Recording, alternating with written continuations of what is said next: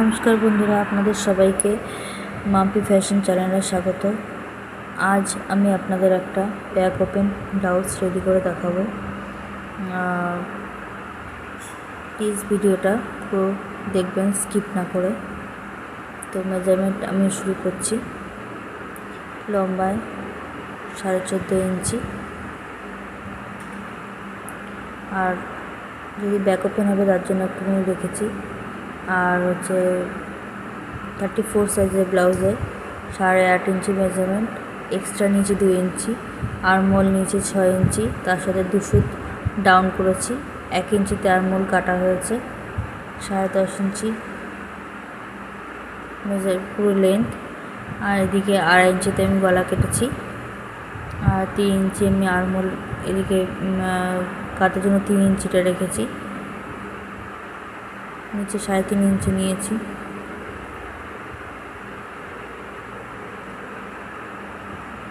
পুরো লম্বা দাগটা মিশিয়ে দিতে হবে উপর দাগটার সঙ্গে। এবার উপর থেকে 3 ইঞ্চি,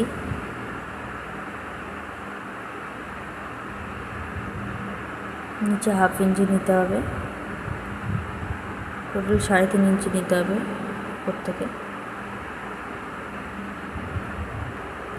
এবার 3 ইঞ্চি 2 সুত মাঝখানের মেজারমেন্ট নিয়ে এবার ডিজাইনটাকে ড্র করতে হবে। খুবই হালকা হাতে ড্র করতে হবে।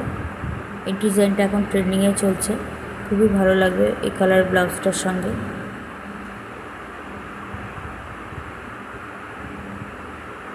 আমি এখন ব্যাক পার্টটা কেটে নিচ্ছি। আপনারা যদি ব্যাক ওপেন ব্লাউজ রেডি করেন তাহলে পেছনে হুক পট্টির জন্য আপনারা একটু 2 সুতের থেকে একটু সামান্য বেশি কাপড় এক্সট্রা রেখে তারপরে মেজারমেন্ট নেবেন। তাহলে যখন ব্যাক ওপেন আমরা ব্লাউজটা রেডি করছি তখন যে কাপড় শর্ট পড়বে না বা কাপড় টান হবে না। ভালো করে পেপার পেস্টিংয়ের ওপরে আমি ডিজাইনটা ড্র করে নেব।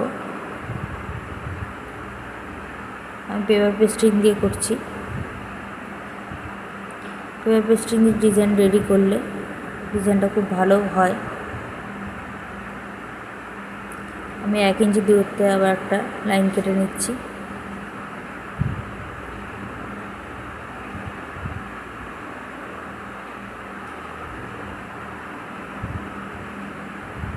পেপার পেস্টিংটা কেটে নেওয়ার পরে একটা কাপড়ের সঙ্গে লাইনিং কাপড়ের সঙ্গে পেপার পেস্টিংটা ভালো করে অ্যাটাচ করে নিতে হবে।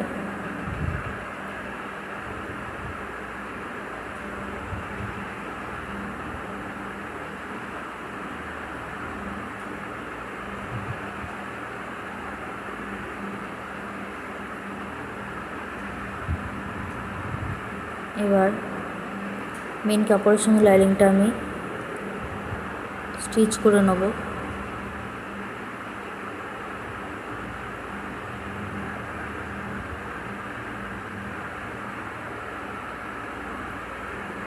এটাকে ভালো করে পিন দিয়ে সিকিউর করে নিয়েছি। এবার মেশিনে মিটারটা হালকা বাড়িয়ে নিয়ে আমি মেশিনে পুরোটা স্টিচ করে নেবো ভালো করে। আর হাত দিয়ে আস্তে আস্তে নিচে থেকে টানতে থাকবো যাতে নিচে যেন গুটিয়ে না যায় কাপড়টা। যতটা চেষ্টা করবেন নিচে যেন কাপড়টা না গুটিয়ে থাকে। আমার হয়ে গেছে ব্যাক পার্টে মেন কাপড়ের সঙ্গে লাইনটা অ্যাটাচ করা।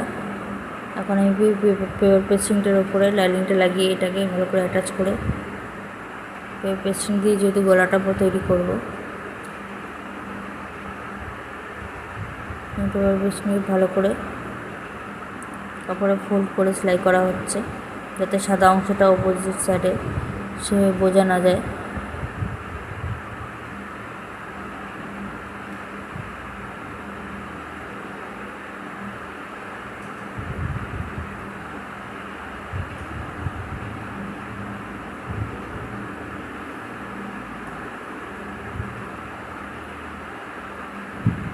এবার আমি যেহেতু ব্যাক ওপেন হবে মাঝখান থেকে ব্লাউজটা কেটে নিলাম। লাইনিং সমেত যেটা আছে কেটে নিলাম। এখন এই পেস্ট্রিংটাকেও হাফ করে মাঝখান থেকে কেটে মুখটা স্টিচ করে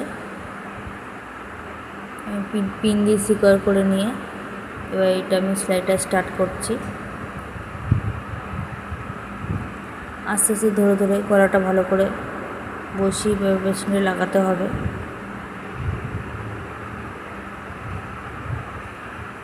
অন্তত গলায় পট্টি বা পেস্টিং যখন লাগাচ্ছেন তাড়াহুড়ো করবেন না, আস্তে ধীরে সময় নিয়ে পেস্টিংটা সেট করবেন।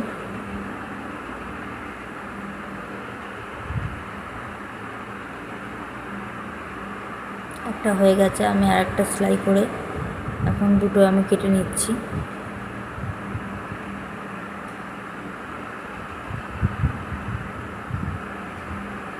এবার আমি আমার লটকানটা আগে আমি বানিয়ে রেখেছি, সেই লটকানটা আমি এখানে লাগিয়ে দেবো। এতে দড়ি হবে, এই দড়ি দিয়ে লটকান আমি আগে রেডি করে রেখেছিলাম, ওটা আমি এখন লাগিয়ে দিচ্ছি। আমার একটা অলমোস্ট লাগানো হয়ে গেছে। আমি এখানে হালকা করে ছোটো ছোটো করে কাট লাগিয়ে নেব, যেন সেলাইটা কেটে না যায় সেইটা খেয়াল করে কাটটা দিতে হবে। এটাকে উল্টে নেব।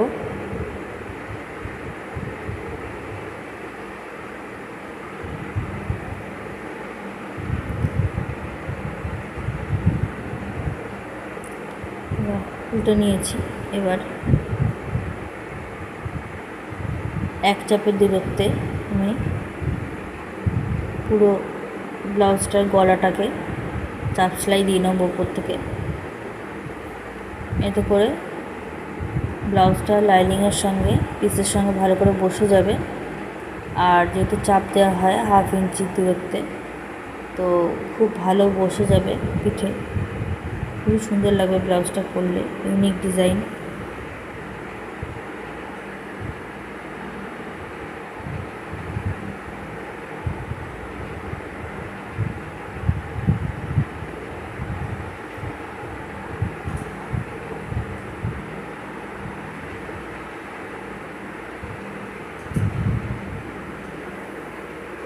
আমি আস্তে ধরে 1/2 ইঞ্চি গ্যাপ দিয়ে দূরত্বে উপর থেকে চাপ সেলাইটা দিয়ে ব্যাক পার্টটা কমপ্লিট করলাম। এবার আমি পট্টি লাগাবো। এটা হচ্ছে কোমর পট্টি, পট্টিটা পরে লাগাবো, আগে হুক পট্টিটা লাগিয়ে নিই।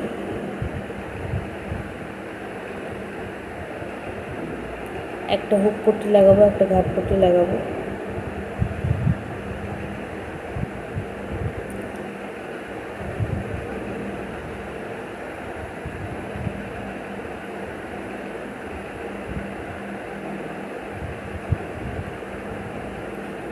আমি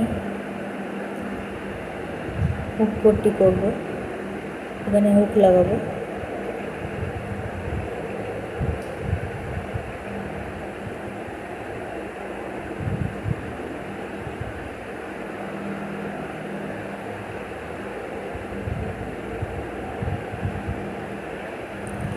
ঘাট পট্টিটা লাগিয়ে নিচ্ছি। হুক পট্টি লাগানো হয়ে গেছে।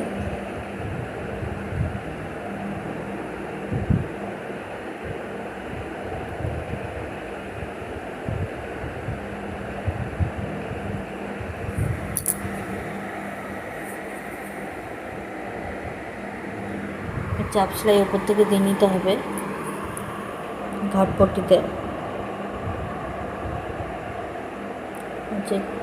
চাপ সেলাই দেওয়া হয়ে গেছে।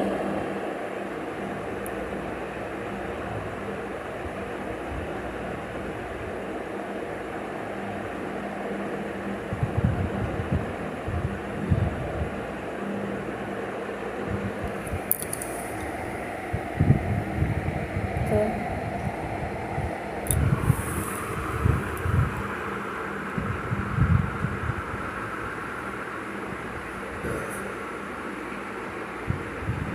এখানে কোমর পট্টিটা লাগাবো। কোমর পট্টি আমি 1 ভাঁজে সেলাই করে নিয়েছি।